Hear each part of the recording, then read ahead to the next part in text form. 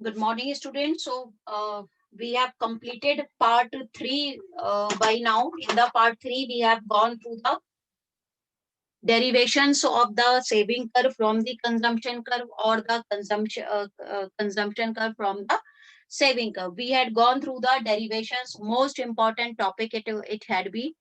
Now we'll continue with that of the part 4. All these parts have been uploaded on YouTube. You can go through that, and we have shared the link also. And now we come on the next topic. This is the propensity to consume.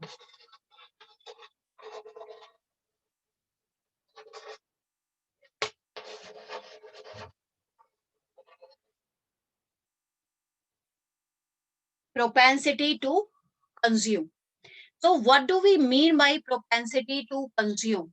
Propensity to consume means कि हमारी income का जो proportion we are spending on consumption. ठीक है, जैसे हमने शुरू में पढ़ा था कि C is equal to function of Y. ठीक है, इस कंजम्पशन क्या है? This is the function of income. ये भी डिपेंड्स ऑन द इनकम, या किसी भी पर्सन का जो कंजम्पशन है वो मैक्सिमम कितना होगा, it will be equal to his income. तो अब प्रोपेंसिटी मींस कि हम उस इनकम का कितना प्रपोर्शन, ठीक है, कितनी इनकम हम जो है स्पेंड कर रहे हैं अपने कंजम्पशन पर, कितना कंजम्पशन एक्सपेंडिचर हम कर रहे हैं. ठीक है, तो प्रोपेंसिटी टू कंज्यूम ये आप लिख लीजिए. This is the proportion of income. इसको हम क्या बोलते हैं? ये एक तरीके का प्रपोर्शन है. Proportion of income spend on consumption.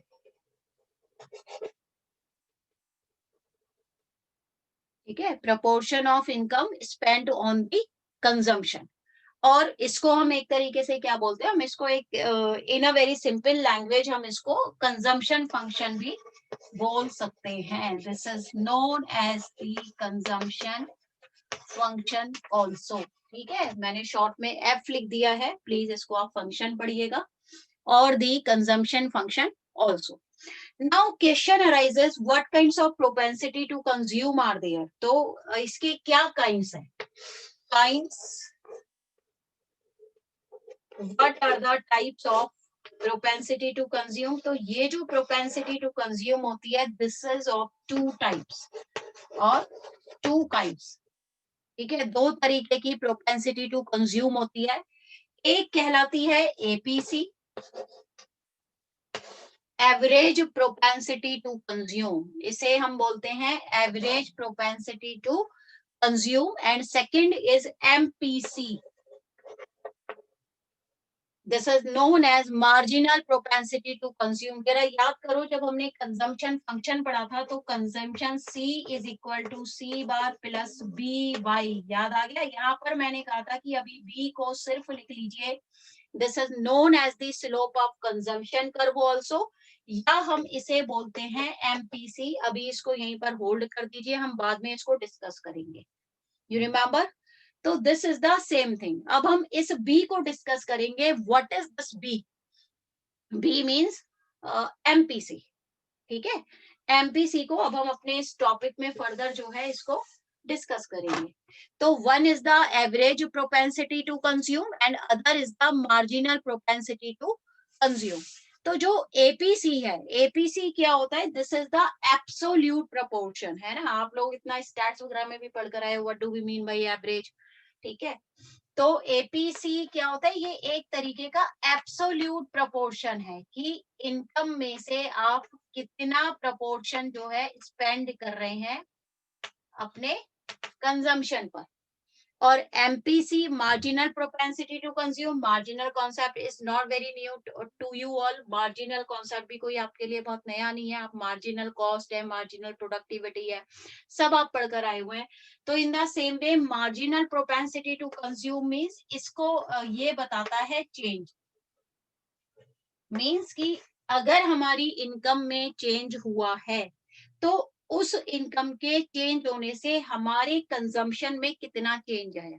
ठीक है, सपोज अभी तक किसी की इनकम थी 1000 रुपीज, अब उसकी इनकम 1000 से हो गई 2000.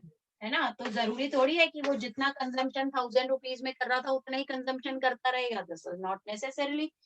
ठीक है, तो ये जो 1000 का इंक्रीमेंट हुआ उसकी इनकम में, या ये जो 1000 रुपीज उसकी इनकम बढ़ी है, ये 1000 इंक्रीज होने से कितना चेंज उसकी कंजम्पशन एक्सपेंडिचर में आया, उसे हम बोलते हैं मार्जिनल प्रोपेंसिटी टू कंज्यूम। उसे हम मार्जिनल प्रोपेंसिटी टू कंज्यूम से कैलकुलेट करते हैं। Now will see one of the schedule for the both. ठीक है, अब एक शेड्यूल हम देखेंगे प्रोपेंसिटी टू कंज्यूम को देखने के लिए, APC and MPC, then will understand the things better. तो शेड्यूल बना लेते हैं बेटा, है ना, पहले भी हमने बनाया था। यहाँ हम लिखेंगे y, this is c, and then APC, and then MPC. ठीक है, इसको मैं थोड़ा सा पास में लिख देती हूँ so that I could leave the space. This is the APC and the MPC. ठीक है, अच्छा यहाँ पर एक चीज याद रखिएगा, एपीसी अगर हमें कैलकुलेट करना है तो APC would be equal to C upon Y से हम इसको डिनोट करेंगे कि एब्सोल्यूट इनकम का जो है हम कितना कंजम्पशन एक्सपेंडिचर कर रहे हैं, कितना प्रोपोर्शन ऑफ इनकम हम स्पेंड कर रहे हैं कंजम्पशन पर, और MPC is equal to change in consumption upon change in Y, delta C upon delta Y. Got it? Clear? तो ये प्लीज आप ध्यान रखिएगा, APC and MPC, how to calculate. APC is equal to C upon Y and MPC is equal to delta C upon delta Y. तो अब हम पहले लिख लेते हैं income. Income obviously will start from zero, zero level पर हमारी जो कंजम्पशन है वो है 60। Then what will do, suppose income हो गई 100, तो 60 पे सपोज इधर हम करके चलते हैं प्लस 80, हमने पहले भी ये शेड्यूल बनाया हुआ है, उसको आप देख सकते हैं। 100 पर 140, 200 पर 220, एंड 300 पर 300। ये देखो, हमेशा आपको बोला हुआ है ना, आप कोई भी कांस्टेंट रेट लें, कोई भी, यहाँ पर जैसे हमने प्लस 80 ले लिया है, आप प्लस 70 ले लीजिए, प्लस 40 ले लीजिए, प्लस 20 ले लीजिए, नो इश्यूज। ठीक है, बट लेकिन आप जो भी लें उस चीज का ध्यान रखिएगा कि एक लेवल ऐसा जरूर आ जाए जहां पर कि C should be equal to Y, C मतलब income should be equal to the consumption. इस तरीके से कांस्टेंट रेट लेकर चलिएगा। 400 80 का डिफरेंस है, प्लस 80 मतलब कांस्टेंट रेट हमने प्लस 80 रख ली है। देन 500 इनकम है तो 460। Okay, so this is the income and this is the consumption. Now we have to calculate APC. APC हमें निकालना है, तो APC हम किस फॉर्मूले से निकालेंगे? APC is equal to C upon Y. ठीक है, तो आप जरा C upon Y करते चलिए। APC यहाँ पर कुछ नहीं होगा, ऐसे MPC कुछ नहीं होगा, हम इसको डैश कर देंगे। C upon Y 140 upon 100, तो कितना हो जाएगा 1.4। देन 220 अपॉन 200 कितना हो जाएगा 1.1। देन 300, ये आपका क्या आ गया, यहाँ पर जीरो आएगा, जीरो आएगा, it will be equal to 1, है ना। We are dividing consumption upon income. कई बार बच्चे कराते हैं जल्दी जल्दी, that's why I wrote it zero, but आप ऐसा मत कीजिएगा, बहुत ध्यान से प्लीज अटेम्प्ट कीजिएगा। तो यहाँ पर आएगा 1, इसलिए मैंने इसको जानबूझकर जीरो लिखा। ठीक है, सी अपॉन वाई कर रहे हैं हम, C upon Y, consumption upon income. Clear? Then 380 upon 400, it will be equal to 0.95। Then 460 upon 500, 0.92। तो ये आ गई हमारी average propensity to consume at the different levels of income, कि जैसे जैसे इनकम इंक्रीज हो रही है उस इनकम के जो है, तो एब्सोल्यूट प्रोपोर्शन कितना आ रहा है हमारा, तो हम क्या कर रहे हैं, सी अपॉन वाई से जो है हम एपीसी को कैलकुलेट कर ले रहे हैं। Now will see the change. अब एमपीसी चेंज की अगर हम बात करें तो मतलब MPC is equal to delta C upon delta Y. तो देखो दोनों में जो चेंज हो रहा है, डेल्टा सी की अगर हम बात करें तो कितना हो रहा है, हमेशा इसमें +80 हो रहा है। मीन्स हम इसको कह सकते हैं कि 80 है। क्या कांस्टेंट रेट है, 80 है हमेशा। और चेंज इन इनकम कितना हो रहा है, ऑलवेज 100 हो रहा है ना। चेंज इन इनकम कितना आ रहा है एवरी टाइम, दिस इज 100। तो क्या करेंगे हम, this is will be delta Y upon delta C. तो क्या हो जाएगा, this is the constant rate 0.8। तो एमपीसी की जो वैल्यू है वो क्या आएगी आपकी बेटा, हमेशा 0.8, 0.8, 0.8, 0.8, 0.8। Got it? I hope the things are clear. ठीक है, अब यहाँ पर कुछ चीजें आपको ध्यान रखनी है कि MPC, if they ask the properties of MPC, अगर क्वेश्चन में या बोर्ड में पूछ लेते हैं कि भी what are the properties of MPC, तो यहाँ पर 2-3 चीजें आपको याद रखनी है। पहली चीज, हमेशा ध्यान रखिए एमपीसी में देखो कहीं कोई चेंज नहीं है ना, नो चेंज इज देयर। तो एमपीसी क्या है, इसका मतलब है कि जो एमपीसी है, एमपीसी हमेशा क्या रहता है, कांस्टेंट रहता है, रिमेन्स कांस्टेंट। पहली चीज, ठीक है, वो वैल्यू कुछ भी हो, ऐसा नहीं है कि 0.8 ही रहेगा हर शेड्यूल में। आप क्या कांस्टेंट रेट ले रहे हैं कंजम्पशन की, ठीक है, ये 40 भी हो सकता है। अगर आप 40 लेंगे तो वो हो जाएगा 0.4, है ना। आपने सपोज 70 ले लिया तो 0.7 हो जाएगा, 60 ले लिया 0.6 हो जाएगा। मतलब जो भी आप जिस कांस्टेंट रेट पर आपके कंजम्पशन में चेंज होगा, ठीक है, क्यों, क्योंकि वो रेट क्या है, वो कांस्टेंट रहेगा। Since beginning we are going to discuss, हम शुरू से इस चीज को डिस्कस कर रहे हैं, ठीक है। तो एमपीसी क्या होगा, एमपीसी कांस्टेंट रहेगा, वो वैल्यू कुछ भी हो सकती है but that would remain constant, उसमें कोई इंक्रीज नहीं होगा, कोई डिक्रीज नहीं होगा, ठीक है, पहली चीज। सेकेंडली, कंजम्पशन फंक्शन पर अगर हम जाए तो कंजम्पशन फंक्शन में हमने एक चीज देखी थी, C is equal to C bar plus B Y, ठीक है। तो बी, तो इसका मतलब है कि जो एमपीसी है, एमपीसी को हम किससे डिनोट कर रहे हैं, बी से डिनोट कर रहे हैं, ठीक है। तो MPC is denoted by B, small B, ठीक है, it is denoted by small B, clear. Secondly, जो एमपीसी की वैल्यू है, ठीक है, एमपीसी की वैल्यू हमेशा लाई करेगी बिटवीन 0 to 1। हमेशा ध्यान रखिए एमपीसी लाई करता है बिटवीन 0 to 1, हमेशा 0 to 1 के बीच में लाई करेगा। And number 4, again and again we have been talking that MPC is the slope of the consumption curve। MPC क्या है, MPC is equal to slope of the consumption curve, ठीक है। I hope the things are clear, क्योंकि again and again I am telling you C is equal to C bar plus C Y, बार बार मैं आपको बोल रही हूँ कि ये जो है क्या है, C बार, है ना, C bar plus B Y. तो उसमें बी क्या है, B is equal to slope of consumption curve, और स्लोप ऑफ कंजम्पशन कर्व को हम क्या बोलते हैं, एमपीसी बोलते हैं। I hope the things are clear, got it. अब इसमें एक बहुत ही इंपॉर्टेंट क्वेश्चन है आपका, I am going to clear all this. जो हमारा नेक्स्ट टॉपिक है, ये this was the propensity to consume हम डिस्कस कर रहे थे, ठीक है। अब यहाँ पर एक इम्पोर्टेंट टॉपिक और है आपका, इसमें से भी आपके क्वेश्चंस आते हैं। देखो ये सारे इम्पोर्टेंट टॉपिक्स हैं जिसमें से क्वेश्चंस आपके आ सकते हैं बोर्ड में, ठीक है। तो ये इस पर भी इम्पोर्टेंट लिख लीजिएगा, इम्पोर्टेंट क्वेश्चन। ये कई बार पूछ लेता है एग्जाम में, रिलेशनशिप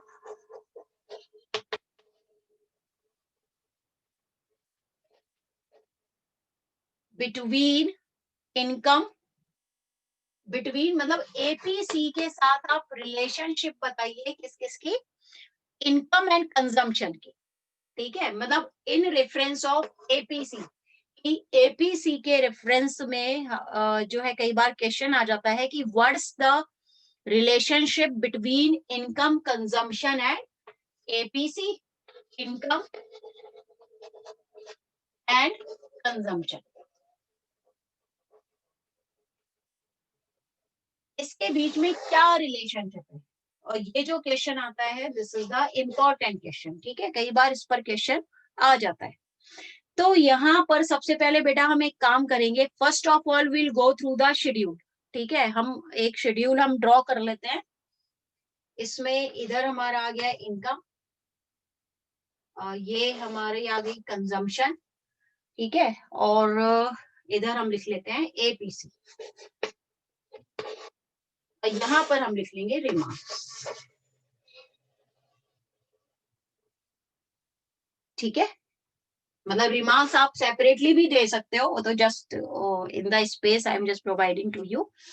तो इनकम सपोज हम मान लेते हैं 0 है, 10 है, 20 है, 30 है, 40 है, 50 है, 10, 20, 30, 40 एंड 50, ठीक है। अब इस लेवल पर जो कंजम्पशन है वो हमें दिया हुआ है 6, 14 एंड 22, 30, 30, 38 एंड 38 प्लस 8, 46, ठीक है। इसमें भी आप देख रहे हो, देखो जहां कहीं भी कंजम्पशन बनाया है ऑलवेज दी कांस्टेंट रेट, रेट क्या है, हमेशा कांस्टेंट है। रीजन क्या है कि जो कंजम्पशन कर्व होता है that is the linear, linear curve है, ठीक है। तो जो कोई भी कर्व लीनियर है इसका मतलब है कि उसमें जो चेंज हो रहा है that is always taking place at the constant rate, वो चेंज हमेशा क्या हो रहा है, कांस्टेंट रेट पर हो रहा है, ठीक है। तो now here APC C upon Y करके आप निकालेंगे, तो यहाँ पर ये डैश आ गया आपका 14 अपॉन 10, 1.4, 1.1 एंड अगेन 30, 30 अपॉन 30, 0 और 1, 1, ठीक है। ध्यान रखना है इस चीज को, कई बार जल्दबाजी में बच्चे 0 लिखाते हैं सिर्फ फटाफट, ठीक है। Then 38 upon 40, this is 0.95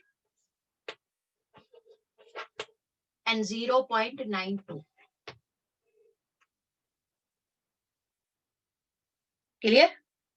now you could observe the things, अब आप चीजों को ऑब्जर्व कीजिए थोड़ा सा, ठीक है। ऑब्जर्व कैसे करना है, पहले तो वो कंडीशन देखो कि जहां पर हम देख सकते हैं कि जो कंजम्पशन है, consumption is greater than income, कि कंजम्पशन क्या हो रही है, this is greater than income. तो ऐसा कहां कहां पर है, ये देखो ये कंजम्पशन है, तो कंजम्पशन क्या हो गया, ग्रेटर देन इनकम है यहाँ पर, ये, ठीक है। यहाँ क्या हो गया, C is equal to Y. और उसके बाद जैसे जैसे हम आगे बढ़ते हैं in this what would happen, जैसे जैसे इनकम बढ़ती जा रही है वो क्या रहा है, consumption is going to decrease in comparison to the income, है ना। तो यहाँ पर ये हो गया आपका, यहाँ पर क्या हो गया, income is greater then consumption, यहाँ क्या है, income is greater then consumption, यहाँ इनकम कंजम्पशन से ज्यादा है, ठीक है।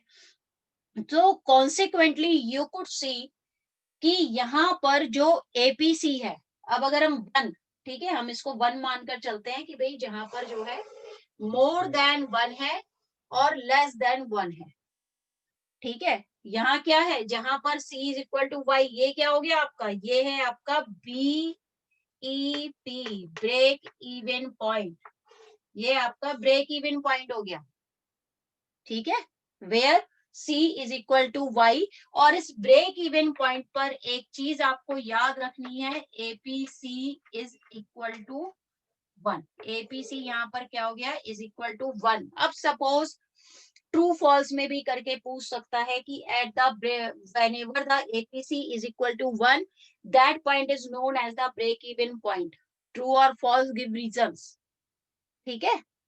तो आपको ये चीज याद रखनी है, जहां पर APC will be equal to 1, जहां पर एपीसी जो है इक्वल टू 1 होगा, वहां पर हम क्या बोलेंगे, it means this is the break even point वो क्या कहलाएगा, हमारा ब्रेक इवन पॉइंट कहलाएगा। अभी मैं आपको बताऊंगी कि एपीसी इज इक्वल टू 1 का कॉन्सेप्ट क्या है। अभी जब हम आगे प्रोपेंसिटी टू सेव पढ़ेंगे तो वहीं पर हम आपको समझा देंगे इसे, ठीक है। That would be applicable here also, got it. तो ब्रेक इवन पॉइंट आ गया। अब यहाँ पर क्या है, consumption is greater than income, consumption जो है इनकम से ज्यादा है, ठीक है। तो यहाँ पर एपीसी भी क्या हो रहा है, एपीसी इज ग्रेटर देन 1। तो यहाँ पर आप क्या लिखोगे बेटा, ये जो दोनों पॉइंट्स हैं आपके, दिस इज, इट मींस इन दोनों केसेस में क्या है, एपीसी इज ग्रेटर देन 1। तो यहाँ पर एपीसी क्या है, मोर देन 1 है, 1.4 है, 1.1 है। और जहां पर income is greater then consumption, जहां पर इनकम ज्यादा हो रही है कंजम्पशन से, तो इस लेवल पर क्या है बेटा, दिस इज एपीसी, यहाँ पर average propensity to consume is less than 1। यहाँ पर एवरेज प्रोपेंसिटी टू कंज्यूम क्या हो गई, लेस देन 1 हो गई। Got the point, clear. अब हम इसे एक कर्व से भी देख सकते हैं, या अगर कर्व भी आ जाता है कि भाई किसी मतलब draw the curve also, curve draw कीजिए, तो आप इसमें कर्व के थ्रू कैसे दिखाएंगे इन सारी चीजों को, ठीक है। तो यहाँ पर I hope things are clear, remarks C Y APC and all these, ठीक है। तो अब यहाँ पर इस पर बेस्ड करके क्वेश्चन कैसे आता है, ठीक है। अब यहाँ पर क्वेश्चन पूछता है कि what will be the relationship between APC, income and consumption, ठीक है, व्हेन। अब वो यहाँ पर आपको 3 क्वेश्चंस दे देते हैं व्हेन, ये मैं यहाँ पर क्वेश्चन लिख रही हूँ बेटा, ये तो सब हमने देख लिया, रिमार्क्स मैं जरा हटा रही हूँ।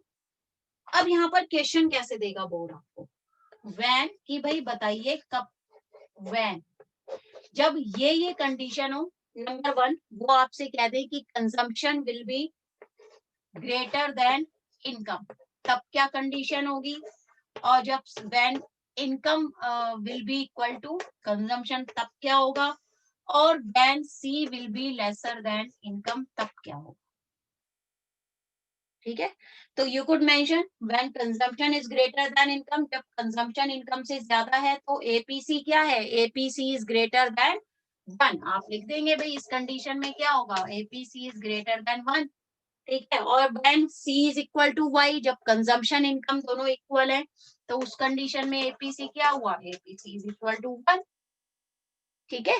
And then when consumption is lesser than income, जब कंजम्पशन इनकम से कम है तो उस केस में क्या है, एपीसी इज लेसर देन 1, ठीक है। ये चीजें आपको याद रखनी है। तो ये हमारा पूरा प्रोपेंसिटी टू कंज्यूम का जो है, we have discussed all these things. अब हम एक बार कर्व और देख लेते हैं। कई बार होता है कि कह देते हैं कि भाई just draw the curve, curve draw करके दिखाइए, तो वहां पर आप कर्व कैसे ड्रॉ करेंगे, ठीक है। I hope the things are clear. Please आप स्क्रीनशॉट ले लीजिए, नोट डाउन कर लीजिए नोटबुक्स में। नाउ विल सी कर्व, कि अब इसी चीज को हम कर्व में कैसे रिप्रेजेंट कर सकते हैं।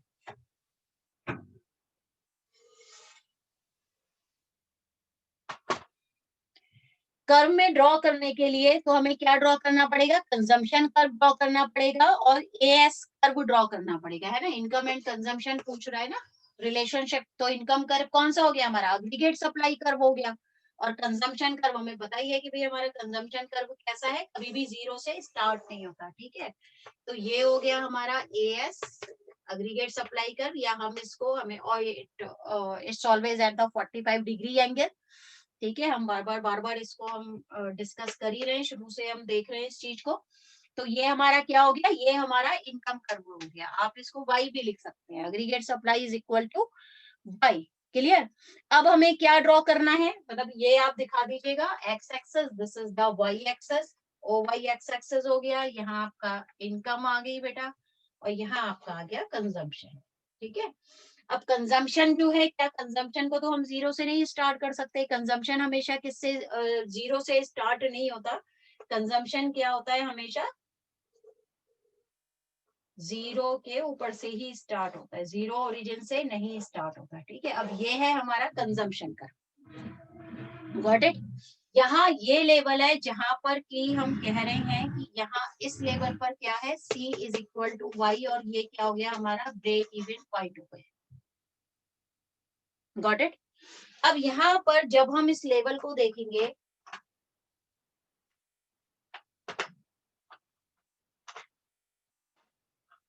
ये जो है यहाँ पर आप देख रहे हो, ये हमारा कंजम्पशन कर्व है, ठीक है, this is the consumption curve. आप इसे कोई भी पॉइंट दे दीजिए, ओ ए पॉइंट दे दीजिए, ओ ए पॉइंट हो गया ये।